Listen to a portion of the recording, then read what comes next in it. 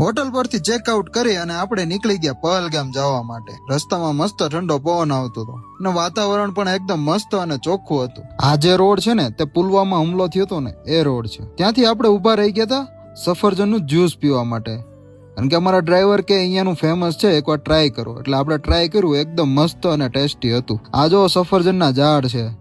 આપણે સુરતમાં કેમ કેરીયું થાય એમ અહીંયા નકરા સફરજન થાય છે. સફરજન ટેસ્ટ કર્યા એકદમ મસ્ત હતા હો.